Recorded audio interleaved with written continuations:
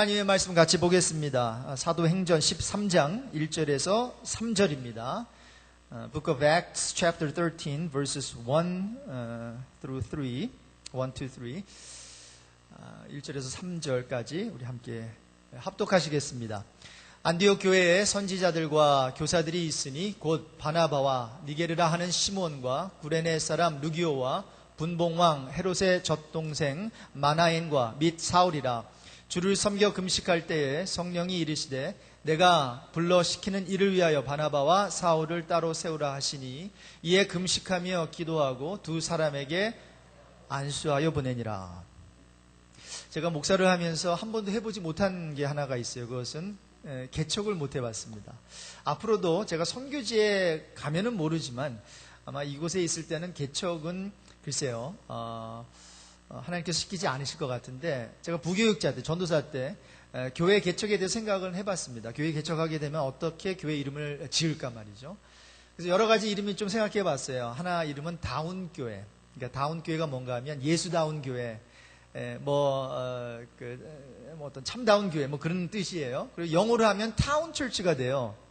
다운하면 너무 다운되니까 이것을 타운 철치라고 해가지고, 야, 다운교회. 근데 나중에 이렇게 구글 설치해 보니까 다운교회가 있어요. 다운교회가 있어요. 역시 해 아래 새 것이 없다는 것을 그때 알게 됐어요. 그러면서 또 하나 생각한 이름이 있었습니다. 그 교회. The Church. 멋있잖아요. 그 교회. 바로 주님께서 원하시는 그 교회. 바로 이 세상에 꼭 있지 않으면 안 될 그 교회. 그 교회를 한번 꿈꿔보면서, 야, 그 교회? 그 교회 담임 박성호 목사가 괜찮다. 이렇게 생각해봤어요. 또 하나 이름이 있었습니다. 그것이 바로 참교회. 참교회. 한국에도 보니까 화장품 중에서 참존이라고 있었던 것 같아요. 제가 LA에 오래 살았는데 참존 화장. 근데 영어로 보니까 charm, C-H-A-R-M, 좀 혀를 굴려야 돼요. charm zone, cosmetics라고 되어 있더라고요. charm zone. 괜찮더라고요. 이게 charm이라고 하는 게 뭔가 하면 좀 이렇게 매력 있는 그런 거 아니겠어요? 그리고 zone은 어떠한 그 구역을 말하는 거예요. 참존 화장. 그러면서 야, 참교회라고 하는 거, charming church. 인간이 볼 때도 좀 매력적이고 하나님이 보실 때도 기뻐하시는 그런 교회 한번 꿈꿔본 적이 있습니다. 여러분, 참이라고 하는 것 말에다 붙이면 참말이 되고 기름에다 붙이면 참기름이 돼요. 그렇죠? 정말 뭔가가 거짓이 아닌 진짜를 나타내는 말이에요. 여러분, 성도가 그냥 성도가 아니라 참 성도가 되고요.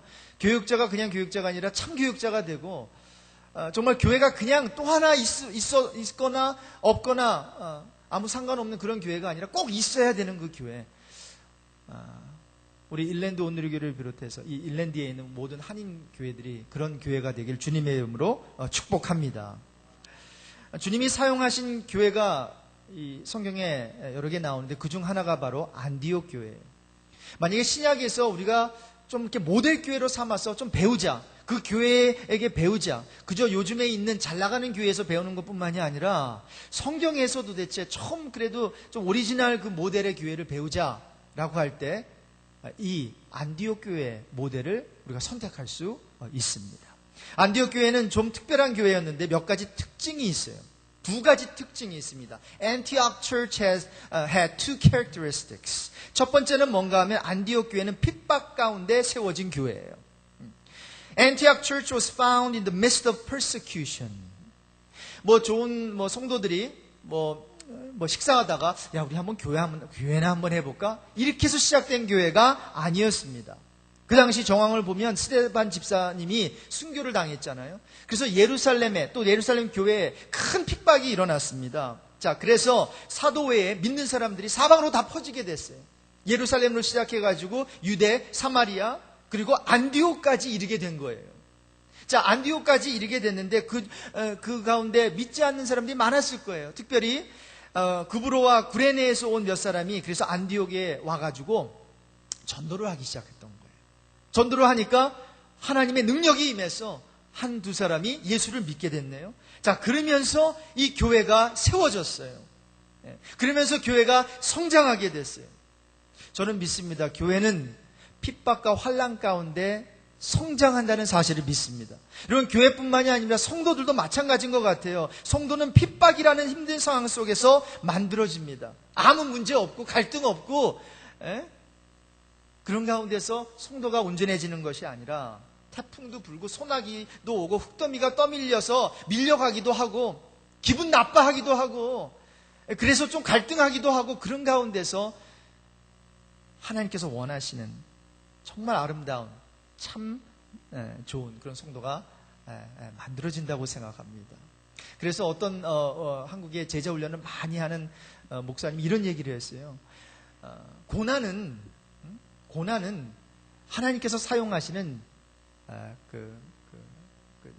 학교단 말이죠. 그러니까 제자를 만들어내기 위해서 하나님께서는 어떤 학교에 우리를 모두를 입학시키느냐? 바로 고난이라고 하는 학교라는 거예요. 고난 학교에다 입학하는 거예요. 여러분 따라해봅시다. 나는 고난 학교 학생이다. 근데 이게 1학년하고 3학년하고 6학년하고 차이가 있어요. 1학년은 좀 힘들어요. 근데 3학년, 5학년, 6학년 공식을 배우고 하게 되면 이 수학이 풀려져요. 그러면서 졸업하는 그 순간 영광의 졸업장을 타게 되는데 저는 저와 여러분이 중간에 포기하는 자들이 아니라 힘들고 어려워도 끝까지 기도하면서 그래서 이 고난학교를 잘 졸업하게 되길 주님의 이름으로 축복합니다. 그래서 우리 하나님께서는 저와 여러분을 그저 이렇게 비닐하우스에다가 잘 따뜻하게 온실에다가 키우는 게 아니라요. 막 그냥 사막에도 던져놓고 어떨 때는 그냥 큰 풍랑 가운데로 던져놓기도 하고 그런 가운데서 하나님을 찾게 하시는 것 같아요. 어떨 때는 병이 들 수도 있고 어떨 때는 사람 때문에 시험 들 수 있고 그래서 마음이 무너져 내릴 수도 있는데 그런 가운데서 싸우고 이겨나가는 거예요. 그런 가운데서 하나님이 원하시는 수준 있는 성도가 되는 줄로 믿습니다. 그리고 안디옥 교회의 첫 번째 특징이 그래서 고난 가운데 힘든가 핍박 가운데 세워진 거예요. 두 번째 특징은 뭔가 하면 평신도로 인해 세워진 교회예요. Antioch Church was found by the lay people. Not by pastors, but by people like you. 구브로와 구레네 몇 사람이 안디옥에 와서 이제 헬라인들을 전도하기 시작했어요. 유대인이 아닌 이방 사람들이에요. 근데 예수를 전파하는데 성령이 함께 하시니까 전도가 잘 되는 것 같아요. 많은 사람들이 믿고 주님께로 돌아왔어요. 자, 돌아오니까 어떻게 해요? 교회를 세우게 되지 않습니까? 자, 그런데 이걸 목회자들이 한 게 아니라니까요. 여러분들과 같은 평신도들이 그렇게 한 것이에요. 여러분, 저는 평신도들을, 여러분들을 과소평가하고 싶지 않습니다. I do not want to underestimate the possibility that you guys have.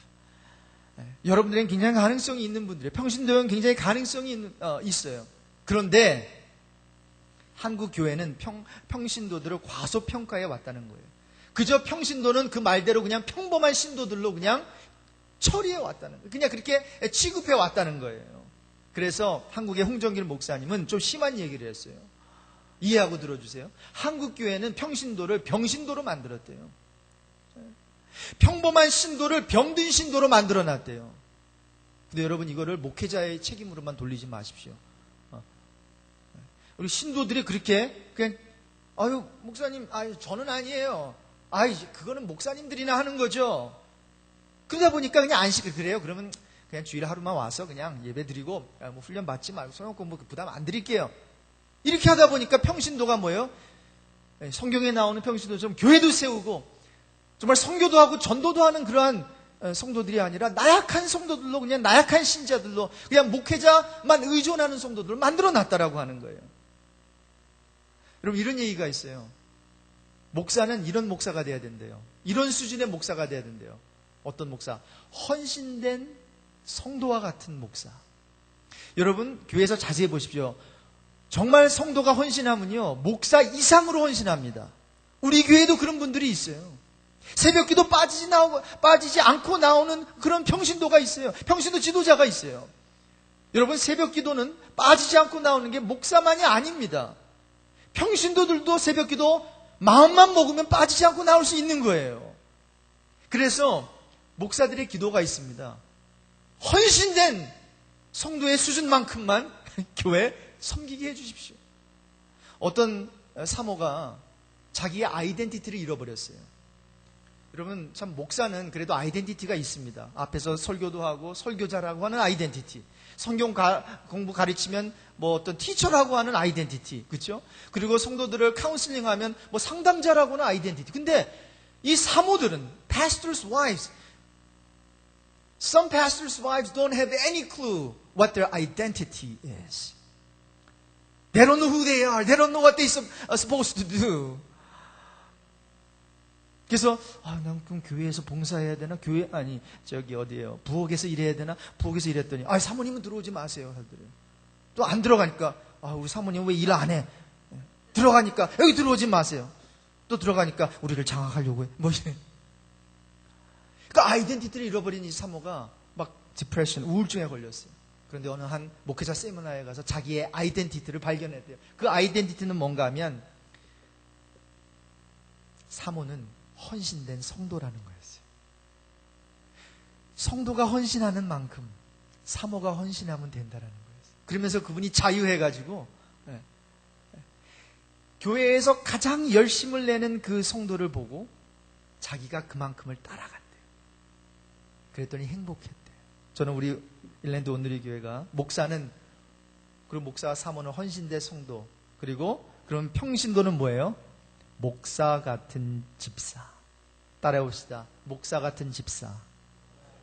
목사 같은 성도. 여러분 부담되시죠? 이렇게 생각하고 살다가 진짜 목사 된 사람이 있어요. 제가 정말로 존경하는 목사님인데, 안수 집사 때 이분이 나는 다른 성도들처럼 살지 않겠다. 나는 안수 집사지만 내가 목사처럼 살겠다. 그래가지고 목사님 하는 거 보고 목사님이 뭐 성경 공부하면 거기 항상 가 있고 배우고, 또 목사가 뭐 이거 하면 그거 하고, 그래서 내가 목사 같은 내가 목사님이 예배 인도하면은 뭐 새벽기도 나오면 또 금요 예배 인도하면 하여튼 목사가 있는 곳에는 자기가 가겠다라는 거죠. 바늘이 가는 거 실이 가는 것처럼 그렇게 한번 살아봤더니 뭐예요? 목사가 됐다라고 하는 게 중요한 것이 아니라 신앙이 자랐다라고 하는 게 중요한 것 같아요. 그러면서 그런 간증을 하는 거예요. 내가 정말 목사처럼 살자, 이렇게 딱 결단을 하니까 정말 신앙이 좋아졌대요. 정말 하나님과 가까워졌대요. 부담은 있었지만. 그런데 그런 부담과 함께 기쁨이 찾아왔다라고 하는 거예요. 여러분 따라봅시다. 요즘 평신도들 괜찮습니다. 이런 평신도들만 괜찮은 게 아닙니다. 요즘 젊은 사람들도 괜찮습니다.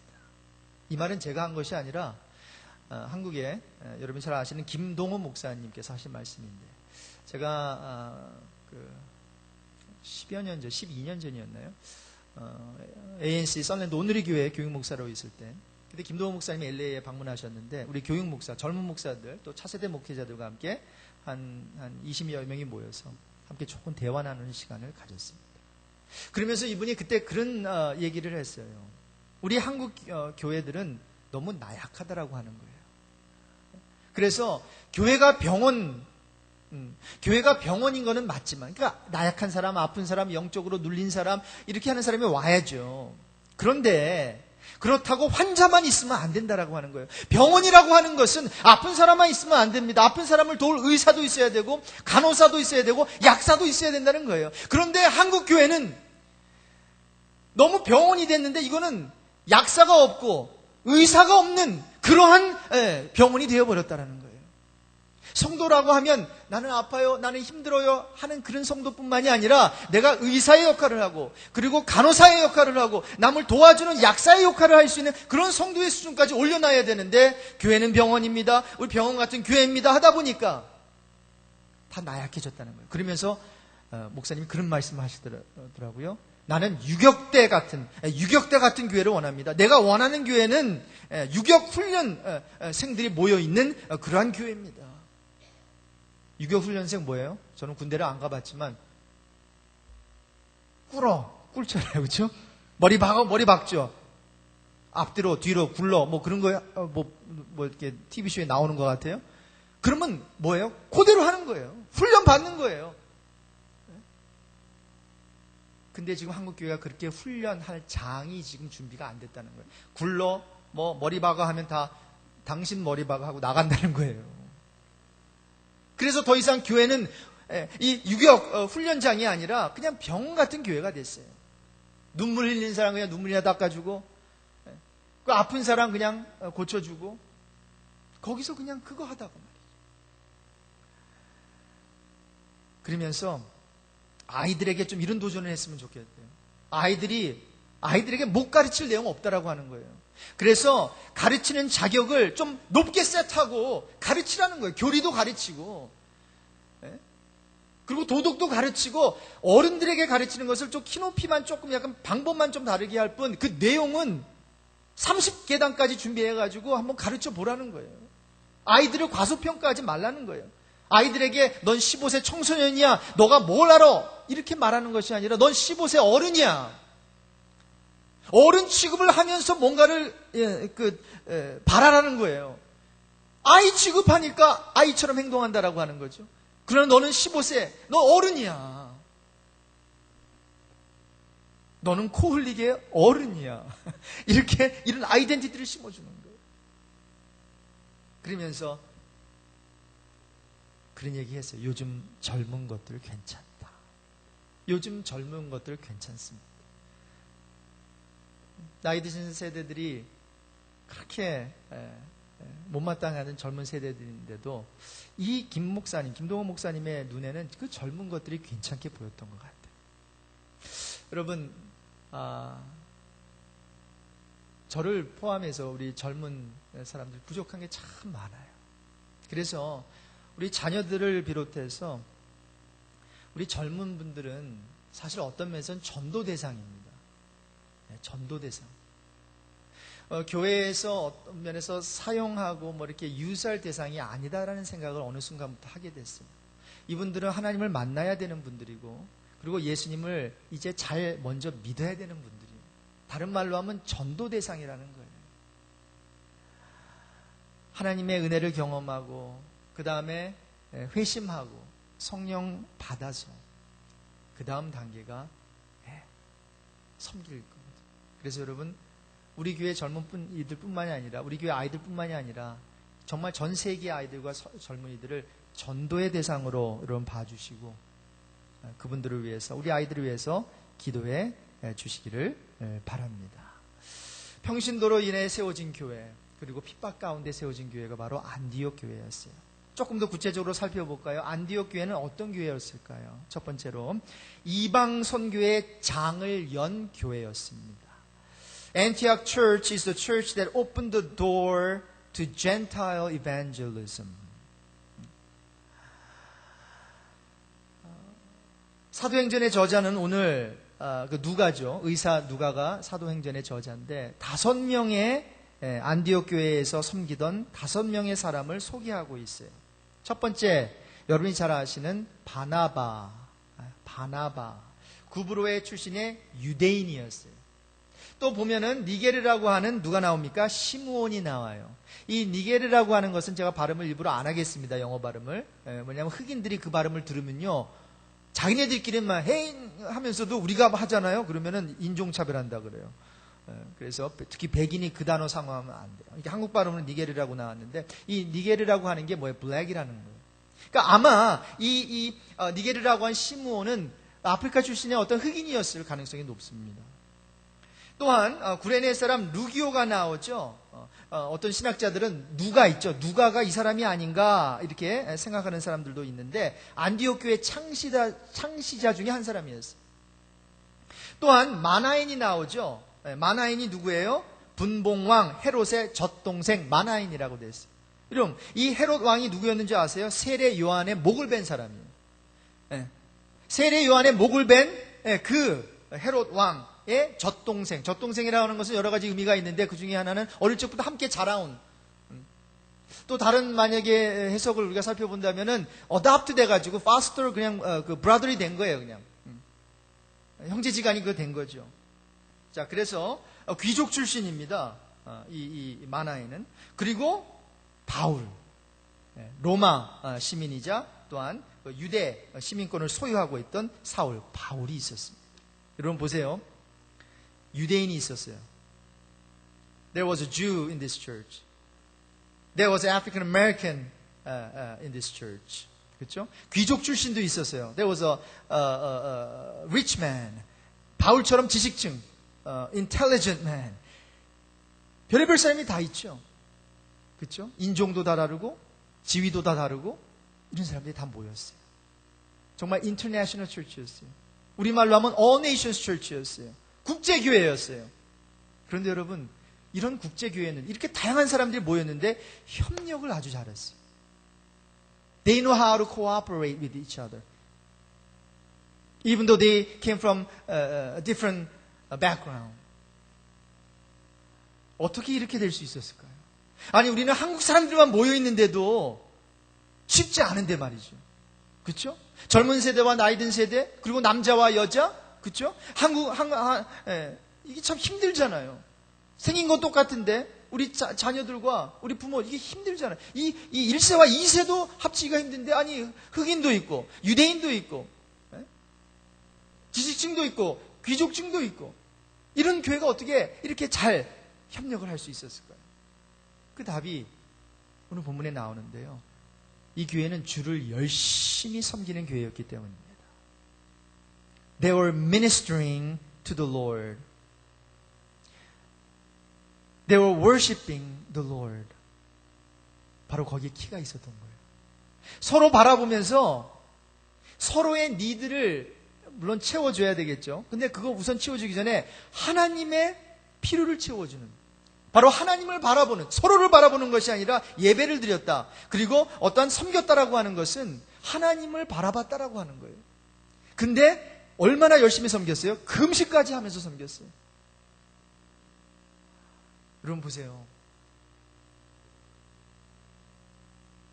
섬기되 열심히 섬기되 금식까지 하면서 뭐예요? 사람들을 바라보지 않고 주님만 바라보면서 사역에 푹 빠지고 예배에 푹 빠질 때 이들은 협력을 할 수 있었습니다. 그런데 그뿐만이 아니에요. 선교하는 교회였기 때문이에요. It was a missional church. 여러분, 선교하는 교회의 특징은 다른 사람들에 대해 열려 있습니다. 그리고 다른 것을 잘 용납합니다. 이 선교라고 하는 게 타문화권에 가서 하는 게 보통 선교잖아요. 말도 안 통해요. 나하고 생긴 것도 달라요. 그리고 나의 어떠한 기대치에 떨어질 수가 있어요. 예? 자, 그러니 여러분, 이러한 사람들에 대해서 열려 있고 이런 사람들을 잘 용납하지 않으면 선교가 안 됩니다. 다른 말로 하면 그렇게 내 마음에 들지 않는 사람, 나하고 다른 사람이라도 내가 일단 사랑을 해야 돼요. 사랑해야 선교가 가능해지는 거예요. 다른 것이 틀린 것이 아님을 이 사람들은 알았어요. 안디옥 교회 사람들은. 당신의 피부는 검어, 내 피부는 하얘. 그러므로 우리는 달라. 당신은 나이가 많아, 나는 젊어. 그러므로 이렇게 나누는 스피릿이 아니었어요. 다르지만 그 다른 가운데서 공통점을 찾아냈어요. 뭐였어요? 주님을 섬기겠다고 하는, 주님께 기도하겠다라고 하는 공통점을 찾아서 거기다가 올인하고 포커스하니까 다른 것에 포커스하는 것이 아니라 뭔가 공통점을 찾아서 선교하고 한 방향을 바라보니까 이 교회가 아주 잘 협력할 수 있었다라는 것입니다. 여러분, 이제 교회들은 더욱 하나 되어야 한다고 생각합니다. 근데 여러분, 우리 교회와 옆에 있는 교회가 하나 되기 전에 우리 성도들이 먼저 하나 되어야 합니다. 젊은 세대와 나이 든 세대가 하나 되어야 합니다. 남자와 여자가 하나가 되어야 됩니다. 자녀와 우리 부모들이 하나가 되어야 합니다. 근데 너무나 다른 게 많아요. 너무나 원하는 게 달라요. 이거 어떻게 할까요? 성 어거스틴이 교회를 이렇게 보니까요, 어쩜 그렇게 싸우기를 잘하는지. 조금 한 것 같고 이게 맞다 저게 맞다, 뭐 그렇게 중요한 것도 아닌데 그거 가지고 자존심 때문에 상하고 짓밟히고. 그래서 이런 유명한 얘기를 했어요. In essentials, unity. In non-essentials, liberty. And in all things, charity. 한국말로 하면 본질적인 것에는 일치를, 비본질적인 것에는 자유를, 그리고 모든 것에는 사랑을. 여러분, 우리가 신학적인 것에서 본질적인 것은 타협하면 안 됩니다. 본질적인 것을 타협하면 안 돼요. 그러나 여러분, 우리가 힘들고 어렵고 갈등하고 싸우는 이유는 비본질적인 게 참 많습니다. 이거 해도 되고 저거 해도 되는데 그 비본질적인 것을 가지고 교회들이 싸웠고 교단들이 싸우다가 한국 교회는 저렇게 파가 많이 나눠진 것입니다. 저는 우리 일랜드 온누리 교회는 그런 교회가 되지 않았으면 좋겠습니다. 우리 일랜드 온누리 교회는 내 것을 주장하고 또 저 사람 것을 주장하고 이것이 아니라 주님만을 주장하는 교회가 되기를 바랍니다. 예수 한 분이면 충분한 줄로 믿습니다. 여러분, 예수 한 분이면 돼요. 예수께 바라보면 돼요. 예수 있으면 내가 원하는 거 안 돼도 예수 한 분 때문에 만족할 수 있다라고 하는 거예요. 여러분, 제가 이 교회 섬기면서 처음에도 만족했지만 지금 더 만족한 가운데 있습니다. 뭐가 바뀌어서가 아닙니다. 바뀌긴 바뀌었어요. 제가 바뀌었어요. 저는 완전주의자입니다, 여러분. 제가 전에 섬겼던 교회에서 하나라도 뭐가 미스되고 하면 오늘 이런 여유 없어요. 성가대 이런 여유 없어요. 그대로 큰일 나죠. 큰일 나죠. 자막 에러 안 되죠. 물론 그렇게 목회하는 분들이 있어요. 그리고 저도 그런 목회를 배워서 그게 옳은 줄 알았어요. 근데 여러분, 교회마다 다 달라요. 수준이 다릅니다.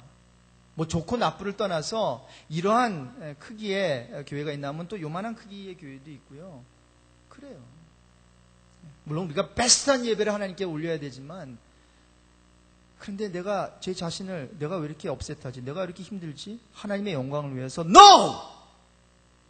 하나님의 영광을 위해서 업셋한 게 아니었어요. 내가 불편한 거예요. 내가 마음에 안 드는 거예요.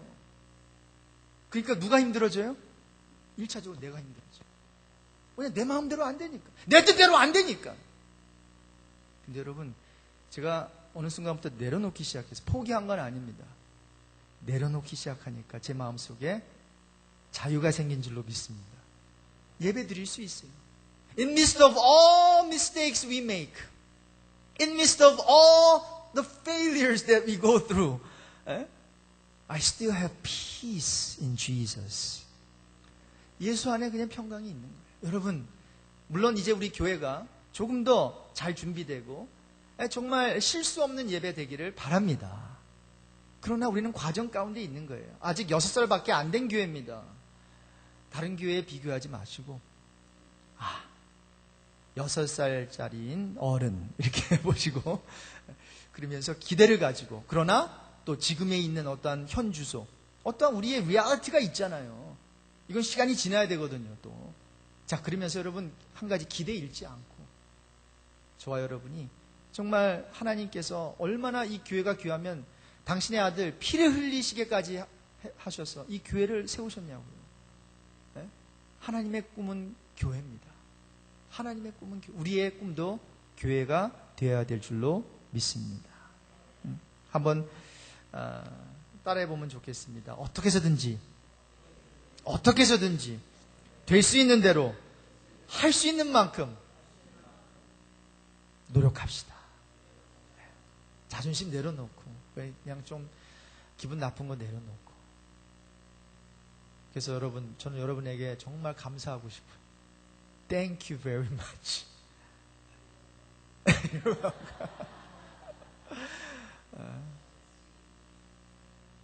여러분께서 저를 더 적합한 그릇으로 하나님께 쓰임 받을 수 있도록 여러분께서 지난 1년 동안 저를 만들어 주셨어요. 자, 그래서 안디옥 교회가 어떤 교회였다고요? 선교하는 교회예요. 복음을 전하는 교회예요. 특별히 선교를 하는데 이방 선교회, 그때까지는 유대인 선교만 했거든요. 그런데 이방 선교를 위해서 장을 연 그러한 교회가 이 안디옥 교회. 자, 두 번째, 함께 나눌 줄을 아는 교회였어요. Antioch Church was a giving church. Antioch Church was a sharing church. 그 상황을 보면, 그때 그 정황을 보면 왜 이 안디옥 교회가 예루살렘 교회를 돕겠다고 나섰는가 하면 그 유대 지역에, 그 지방에 큰 그 패민이 왔어요. 그 기근이 왔어요. There was a severe famine in the land of Judea. 그래서 그 예루살렘 교회 그 형제자매들이 힘들어졌어요. 그래서 그 소식을 듣고는 이제 헌금으로 도왔는데 사도행전 11장 29절 39절을 한번 읽어보겠습니다. 사도행전 11장 29절 30절 같이 읽습니다. 제자들이 각각 그 힘대로 유대에 사는 형제들에게 부조를 보내기로 작정하고 이를 실행하여 바나바와 사울의 손으로 장로들에게 보내니라. 그냥 소리만 듣고 기도만 한 것이 아니라 물질적으로 도운 교회예요. 여러분, 저와 여러분이 이제 온누리 교회 성도로서 추구해야 되는 삶 한 가지가 있습니다. 그 삶은 뭔가 하면 긍휼의 삶이에요. 긍휼. 여러분, 긍휼이라고 하는 것은, mercy라고 하는 것은 하나님의 속성이에요. 우리의 속성이 아닙니다. 하나님의 속성인데 이 속성이 사람들과 함께 공유될 수 있는 속성이에요. 죄인인 우리들을 불쌍히 여겨주실 때 쓰는 말이 이 긍휼이에요. 긍휼을 베풀어 주세요. 그리고 긍휼이라는 단어를 조금 더 설명하면 이렇게 돼요. 우리가 받아야 하는 건데, 우리가 받아야 하는 건데, 당연히 받아야 되는 건데, we're not getting it. Not getting what we do deserve. What we deserve. That is mercy. 자, 우리가 당연히 받아야 되는 게 뭐예요? 저주예요. 우리가 당연히 받아야 되는 게 뭐예요? 저 지옥이죠. 우리가 당연히 받아야 되는 거는 이 죄를 져서 타락했기 때문에 우리는 죽음이고 뭐 이런 것들. 그런데 이 mercy, 긍휼이라고 하는 것은 그런 모든 것들을 다 거두어 가시는 거예요. 그래서 은혜는 우리가 자격이 없는데 주어지는 거예요. 우리가 받을 수 없는데 주시는 걸 은혜라 그러고, 이 긍휼이라고 하는 것은 우리가 당연히 받아야 되는데 하나님께서 거두어 가시는 게 긍휼이에요. mercy예요. 그래서 여러분, 저와 여러분의 삶 가운데 이 grace and mercy, 은혜와 긍휼, 자비가 충만하길 주님의 이름으로 축복합니다. 우리가 받지 말아야 되는데 주시는 거 있어요. 뭐예요? 천국, 하나님의 자녀 되게 하시는 것, 사랑, 그리고 우리가 또 당연히 받아야 되는데 그걸 거두어 가시는 것들이 있어요. 모든 심판, 저주, 지옥. 자, 그래서 우리도 이러한 긍휼을 베푸는 삶을 살아야 됩니다. 근데 여러분, 이게 humanistic approach, 휴머니즘 차원의 그러한 긍휼이 아니에요. 빵이나 몇 개 나눠주고 하는 그런 차원이 아닙니다. 여러분, 이 긍휼이라고 하는 단어는 구약에서 보면 헤세드라고 하는 그러한 단어로 이것이 이 뜻이 전달이 되는데, 여러분, 헤세드는 뭔지 아세요? 호세아가 몸을 파는, 그렇죠? 고매를, 그 창녀를 아내로 품고 받아들이고 용납하는 자세가 바로 긍휼이에요. 도저히 내가 내 마음에 품을 수 없는 그거 있잖아요. 사람이든 상황이든 어떤 사건이든 절대로 내가, 그리고 안 품어도 옳은 거예요, 그게. 용납 안 돼도 싼 거예요.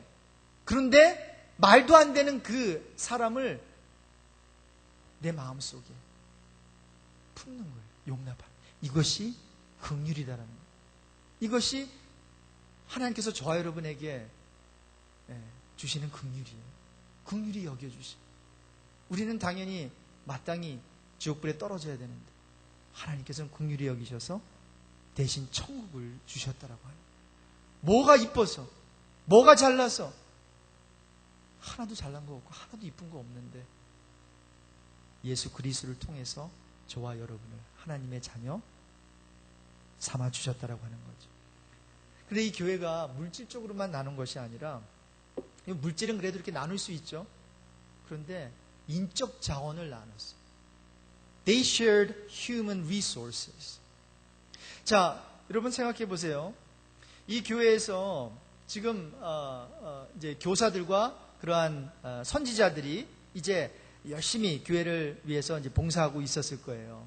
자, 그런데 갑자기 주를 섬기고 금식하는 가운데 성령께서 너희들 중에서 가장 최고의 지도자 바나바와 사울, 바울을 따로 불러서 이제 내가 성령이 이제 하게 하는 일을 위해서 이제 보내라라고 하는 거예요. Let them go. Send off Barnabas and Paul for my work that I'm about to give to them. 뭐 이런 거죠, 그렇죠? 그래서 성경에 보면 그냥 따로 세우라 하시니 금식하고 기도하고 안수하여 보내니라 굉장히 쉽게 간단 명료하게 기록하고 있지만 그리 쉽게 이 두 사람을 보낼 수 있는 형편이 절대로 아닙니다. 여러분, 이 교회는 누가 시작했다고 했어요? 여러분들과 같은 평신도들이 시작했어요. 그래서 전도하는데 성령의 도움으로 한두 사람이 예수를 믿게 됐고 주님께 돌아오게 됐어요.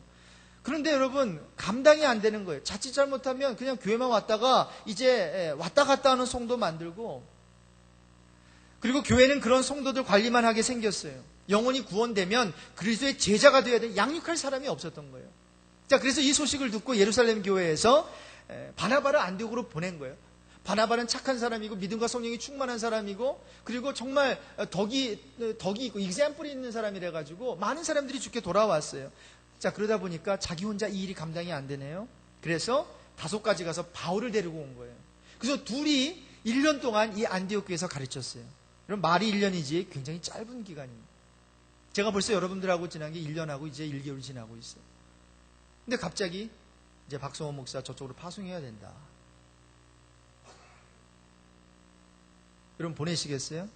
답은 하지 마세요. 답은 하지 마세요. 보내시겠어요? 만약에 제가 사역을 잘했다면, 그리고 어떤 이 교회에 유익을 끼쳤다면 붙잡겠죠. 못 가게 하겠죠. 아마 그런 상황이었어요. 바나바 말고요, 바울은 말고요, 다른 사람 보내죠. 근데 그러지 않았어요.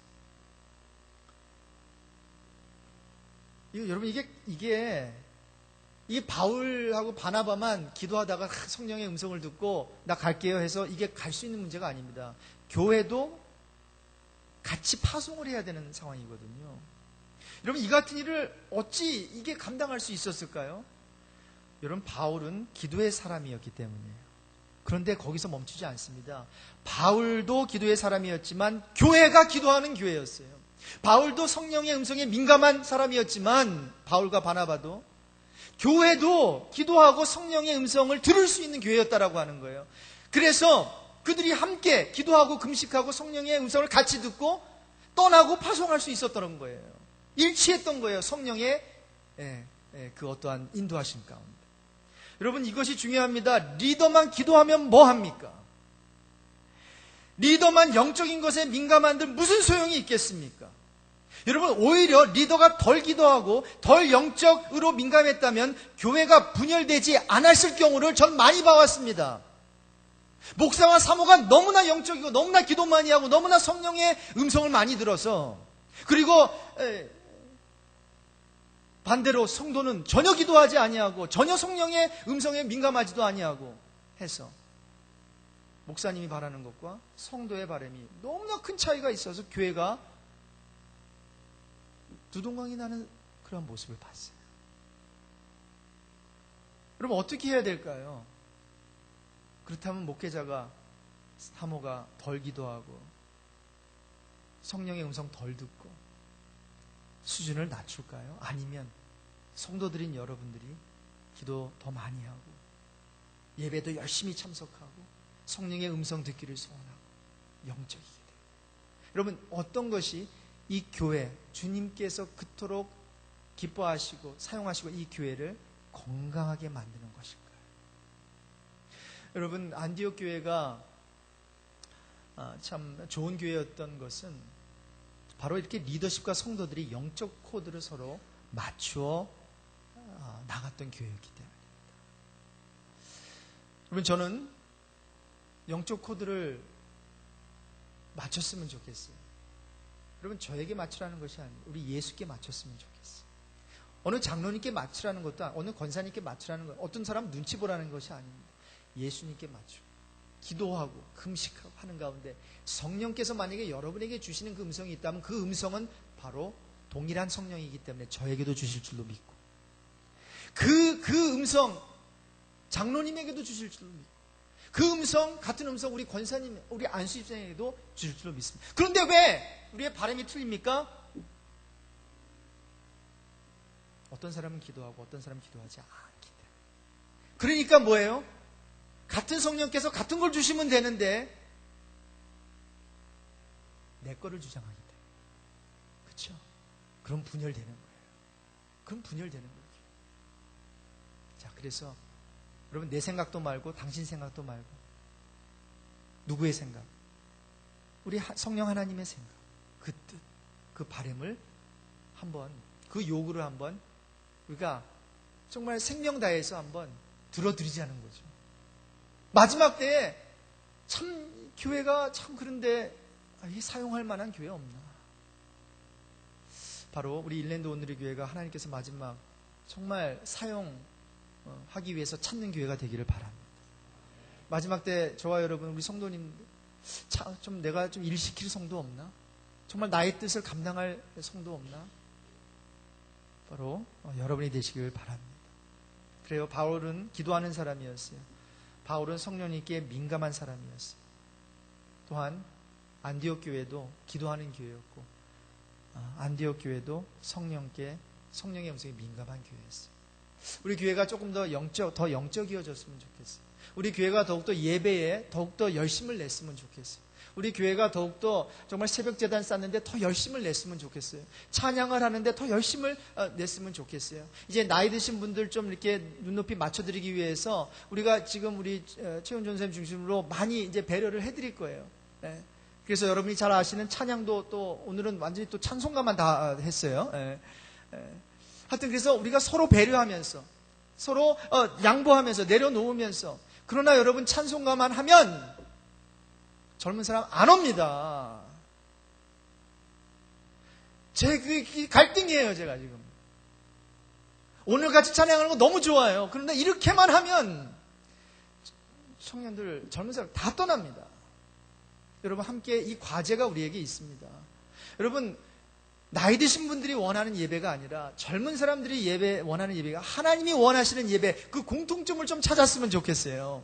성령 기름 부으심이 있는 교회, 그런 예배.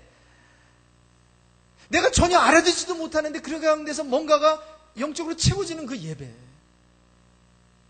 내가 포기하고 내가 양보하는데도 오히려 포기하지 않고 양보하지 않는 사람보다도 나에게 더 채워지는 그 은혜, 그렇게 은혜를 경험하는 그러한 예배.